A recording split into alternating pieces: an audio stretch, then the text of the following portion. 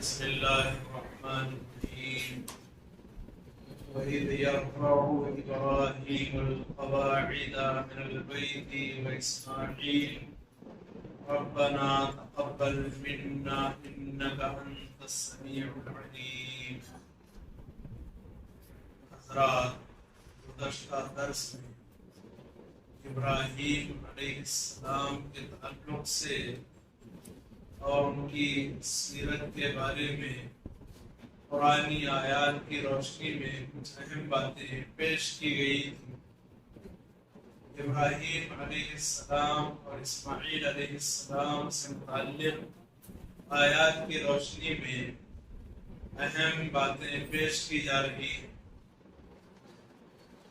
جب ابراہیم اور اسماعیل کعبے کی بنیادیں اور دیواریں اٹھاتے جا رہے تھے تو کہتے جا رہے تھے کہ اے ہمارے پروردگار، تو ہم سے قبول فرما، تو ہی سننے والا اور جاننے والا ہے. اس آیت کو پڑھنے اور سننے کے بعد عام طور پر لوگوں کا خیال یہی جاتا ہے کہ ابراہیم اور اسماعیل علیہ السلام نے کعبے کی تعمیر کے وقت میں یہی دعا پڑھی، حالانکہ اس کے بعد والی دعائیں بھی اللہ نے ذکر فرمائی. صرف یہی دعا نہیں پڑھی ربنا تقبل منا انک انت السمیع العلیم، بلکہ اس کے بعد بھی انہوں نے کعبے کی تعمیر کے موقع پر دعائیں فرمائی. وہ دعا کیا ہے؟ ربنا وجعلنا مسلمین لک ومن ذریتنا امة مسلمة لک وارنا مناسکنا وتب علینا انک انت التواب الرحیم. اے ہمارے رب، ہمیں اپنا فرما بردار بنا دے، ہمیں تیری فرما برداری کی توفیق دے، اور ہماری اولاد میں سے بھی ایک جماعت کو اپنا اطاعت گزار بنا دے، اور ہمیں اپنی عبادتوں کے طریقے سکھا دے، اور ہماری توبہ قبول فرما. تو ہی بہت توبہ قبول فرمانے والا اور نہایت رحم کرنے والا ہے. اس دعا پر آپ غور فرمائیے کہ باپ اور بیٹے اپنے لیے بھی دعا کر رہے ہیں اور اپنی نسل اور اولاد کے لیے بھی دعا کر رہے ہیں، اپنی ذریت کے لیے بھی دعا کر رہے ہیں. دعا کس بات کی ہے؟ اے ہمارے رب، ہم کو تیرا فرما بردار بنا دے. اللہ کی فرما برداری بہت بڑی سعادت ہے. اسی سعادت کا تذکرہ اللہ نے قرآن میں فرمایا اور سارے اہل ایمان کو اس کا حکم دیا ہے. یا ایھا الذین آمنوا اتقوا اللہ حق تقاتہ ولا تموتن الا وانتم مسلمون. اے ایمان والو، اللہ سے ڈرو ویسے جیسے اس سے ڈرنے کا حق ہے، اور ہرگز تمہیں موت نہ آئے مگر اس حال میں آئے کہ تم مسلم ہو، اللہ کی فرما برداری اور اطاعت کرنے والے ہو. تو اللہ کی فرما برداری اور اطاعت یہ بہت بڑی سعادت ہے، اور اس سعادت کو حاصل کرنے کی دعا باپ اور بیٹے نے کی. ربنا وجعلنا مسلمین لک ومن ذریتنا امة مسلمة لک، اور ہماری اولاد میں سے بھی تیری فرما بردار امت عطا فرما. تو گویا ابراہیم علیہ السلام نے اور اسماعیل علیہ السلام نے اپنے لیے دعا کی اور اپنی ذریت کے لیے دعا کی. اور دعا کے آداب میں سے ایک ادب یہ ہے، طریقہ یہ ہے کہ آدمی جب اللہ سے مانگے تو اللہ کی تعریف کرے، اللہ کے رسول صلی اللہ علیہ وسلم پر درود کا اہتمام کرے، اور پھر اپنے لیے دعا کرے، اپنے گھر والوں کے لیے دعا کرے، اور عام مسلمانوں کے لیے دعا کرے. یہ دعا کے آداب میں سے ایک ادب ہے، اور یہی ادب باپ اور بیٹے نے اپنایا. وَأَرِنَا مَنَاسِكَنَا، اور ہمیں ہماری عبادت کے طریقے سکھا دے، ہمیں ہمارے عبادت کے طریقے بتا دے. تو معلوم یہ ہوا کہ انبیاء علیہ السلام جو عبادتیں کرتے ہیں اللہ کے بتائے ہوئے طریقے کے مطابق کرتے ہیں، اپنی مرضی سے من مانی جیسے چاہے ویسا نہیں کرتے. اسی لیے دونوں نے اللہ سے دعا کی کہ ہمیں تو ہماری عبادت کے طریقے دکھا دے. وَتُبْ عَلَيْنَا، اور ہماری توبہ قبول فرما. ہو سکتا ہے فرما برداری میں، عبادت میں کوتاہی ہو جائے، تو ہماری توبہ قبول فرما. بے شک تو بہت توبہ قبول کرنے والا بڑا مہربان ہے۔ اور اسی موقع پر تیسری دعا کی باپ اور بیٹے نے کعبے کی تعمیر کے موقع پر ربنا وابعث فیہم رسولا منہم یتلو علیہم آیاتک ویعلمہم الکتاب والحکمہ ویزکیہم انک انت العزیز الحکیم۔ ابراہیم علیہ السلام کی دعاؤں میں یہ سب سے آخری دعا ہے جو حضرت ابراہیم اور اسماعیل علیہ السلام نے کعبے کی تعمیر کے موقع پر فرمائی، اور اللہ تعالیٰ نے اس دعا کو بھی قبول فرمایا، اور اسماعیل علیہ السلام کی اولاد میں جناب عربی محمد رسول اللہ صلی اللہ علیہ وسلم کو مبعوث فرمایا۔ اسی لیے نبی صلی اللہ علیہ وسلم نے فرمایا میں اپنے باپ حضرت ابراہیم کی دعا، حضرت عیسیٰ کی بشارت اور اپنی والدہ کا خواب ہوں۔ حضرت ابراہیم علیہ السلام کی دعا کا میں نتیجہ ہوں، عیسیٰ علیہ السلام کی بشارت کا میں نتیجہ ہوں، اور اپنی والدہ کے خواب کا میں نتیجہ ہوں۔ تو بڑی اہم دعا ابراہیم اور اسماعیل علیہ السلام نے کی، اے ہمارے رب ان لوگوں میں تو ایک ایسا رسول بھیج انہی میں سے جو ان کے سامنے تیری آیتیں تلاوت کرے۔ اللہ تعالیٰ نے ہو بہو اس دعا کو قبول فرمایا، شرف قبولیت عطا فرمایا، جس کا تذکرہ سورہ جمعہ میں فرمایا۔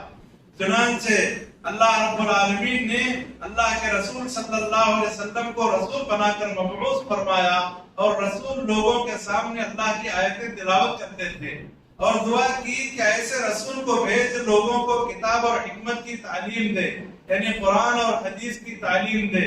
تو معلوم یہ ہوا کہ قرآن کی تلاوت الگ چیز ہے، اور قرآن اور حدیث کی تعلیم اور اس کا فہم الگ چیز ہے۔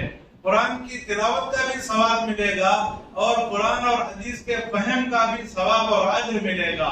اللہ تعالیٰ نے اس آیت مبارکہ میں دونوں باتوں کا ذکر فرمایا ہے۔ ایسا رسول مبعوث فرما جو لوگوں کے سامنے تیری آیتیں تلاوت کرے، اور کتاب اور حکمت اور قرآن اور حدیث کی لوگوں کو تعلیم دے، اور لوگوں کا تزکیہ کرے، یعنی جو توہمات کی زندگی اور شرک کی زندگی گزار رہے ہیں اس سے لوگوں کو پاک کرے، دور کرے، اور جو بد اخلاقیوں کے ساتھ زندگی بسر کر رہے ہیں ان کی بد اخلاقیوں کا ازالہ کرے، اور ان کو پاکیزہ اخلاق بتائے۔ چنانچہ اللہ رب العالمین نے اس دعا کو قبول فرمایا، اور دعا کرتے وقت میں ان دونوں نے کہا انک انت العزیز الحکیم، بے شک تو ہی غلبے والا، بڑی حکمت والا ہے۔ اس کے بعد والی آیت میں اللہ نے فرمایا وَمَن يَرْغَبُ عَن مِّلَّةِ إِبْرَاهِيمَ إِلَّا مَن سَفِهَ نَفْسَهُ وَلَقَدِ اصْطَفَيْنَاهُ فِي الدُّنْيَا وَإِنَّهُ فِي الْآخِرَةِ لَمِنَ الصَّالِحِينَ۔ اور کون ہے جو منہ پھیرے گا ابراہیم کی ملت اور دین سے، اور اگر کوئی منہ پھیرے گا تو وہی منہ پھیر سکے گا جو بے وقوف ہے، نادان ہے۔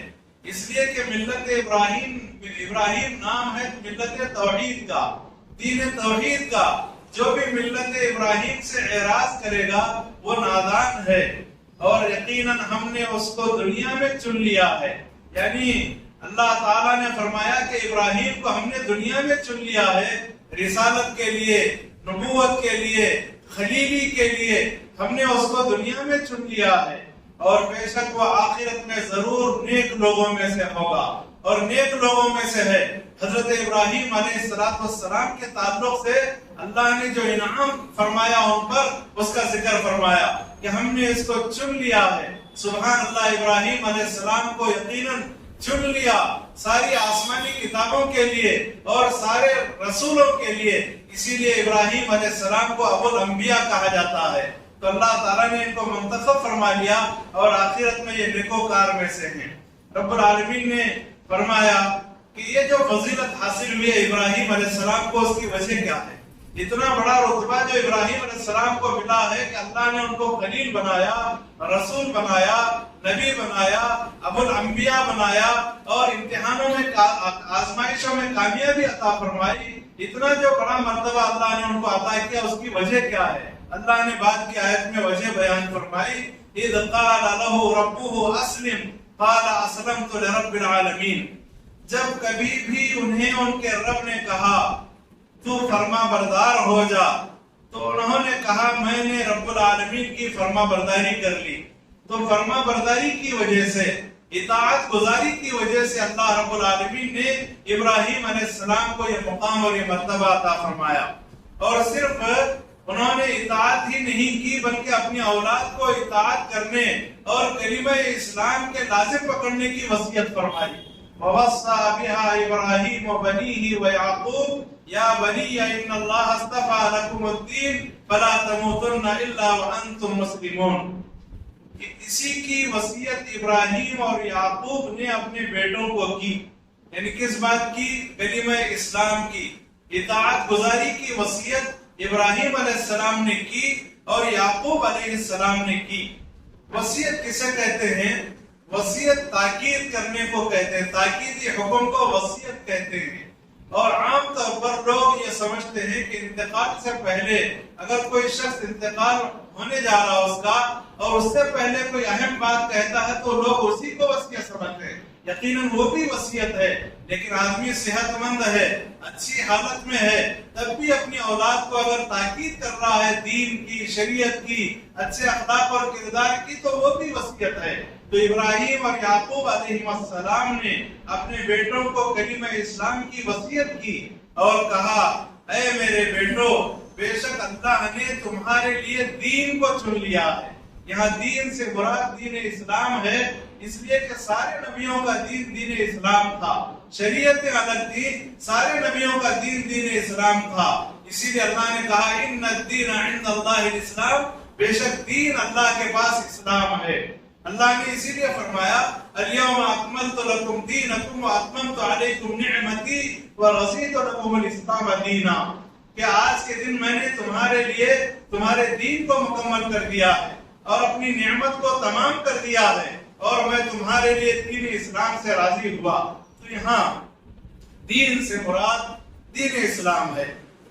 دونوں نے کہا، یعقوب علیہ السلام نے اور ابراہیم علیہ السلام نے، اے میرے بیٹو، بے شک اللہ نے تمہارے لیے دین کو یعنی دین اسلام کو چن لیا ہے، لہذا تم ہرگز نہ مرو مگر اس حال میں کہ تم اسلام پر عمل کرنے والے ہو، اس حال میں کہ تم مسلمان ہو.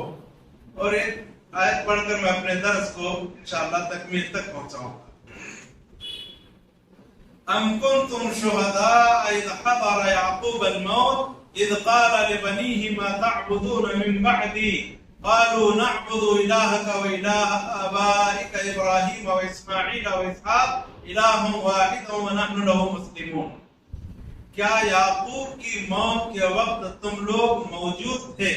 یہ بات کس سے کہی جا رہی ہے؟ یہ یہود اور نصارہ سے کہی جا رہی ہے. ان یہود اور نصارہ سے جو یہود اور نصارہ مسلمانوں سے یہ کہتے تھے کہ تم یہودی بن جاؤ یا نصرانی بن جاؤ اور اسی کو وہ دین سمجھتے تھے. تو اللہ تعالیٰ نے اس حقیقت کو یوں بیان فرمایا کہ تم لوگ موجود تھے اس وقت جبکہ یعقوب کو موت آئی.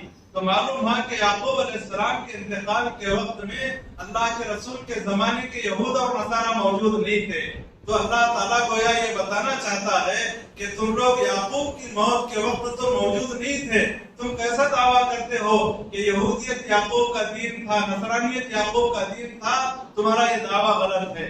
اسی لیے اللہ نے کہا اذ قال لبنیہ، جبکہ یعقوب نے کہا اپنے بیٹوں سے، ما تعبدون من بعدی، کہ تم لوگ میرے انتقال کے بعد کس کی عبادت کرو گے؟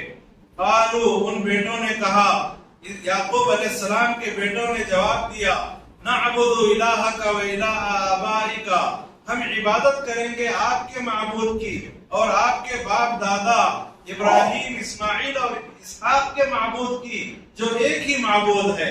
وَنَحْنُ لَهُ مُسْلِمُونَ، اور ہم اسی کی اطاعت کرنے والے اور اسی کی فرما برداری کرنے والے ہیں. تو گویا یہود اور نصارہ کو یہ جواب دیا جا رہا ہے کہ ابراہیم علیہ السلام کا اور یعقوب علیہ السلام کا دین یہودیت نہیں تھا، نصرانیت نہیں تھا، وہ ایک توحید اور ایک اللہ کی عبادت کو ماننے والے اور اسلام کو ماننے والے تھے. تمہارا یہ دعویٰ غلط ہے، جبکہ انہوں نے اپنے انتقال کے موقع پر اپنی اولاد کو توحید کی دعوت دی اور اسلام پر مر مٹنے کی دعوت دی ہے. تو اللہ تبارک و تعالیٰ نے دین ابراہیم کے اختیار کرنے کا حکم دیا ہے اور دین ابراہیم یہی دین توحید ہے اور حقیقی یہی دین ہے. لہذا ہمیں چاہیے کہ ابراہیم علیہ السلام کی ملت کو اپناتے ہوئے توحید کو اپنائیں اور شرک سے ہر طرح بچنے کی کوشش کریں۔ اللہ نے اسی لیے ابراہیم علیہ السلام کے بارے میں فرمایا ما كان ابراہیم یہودی ولا نصرانیہ ولکن کان حنیفا مسلما۔ ابراہیم علیہ السلام نہ یہودی تھے نہ نصرانی تھے، لیکن وہ تو ایک توحید والے مسلمان تھے، یکسو ہو کر اللہ کی عبادت کرنے والے تھے۔ رب کریم سے دعا ہے رب العالمین ہمیں ملت ابراہیمی کو اپنانے کی توفیق عطا فرمائے اور توحید کو اختیار کرنے کی سعادت نصیب فرمائے، اور ہر طرح کے چھوٹے اور بڑے شرک سے اللہ ہماری حفاظت فرمائے۔ آمین۔ وآخر دعوانا الحمدللہ رب العالمین وصلی اللہ علیہ وسلم۔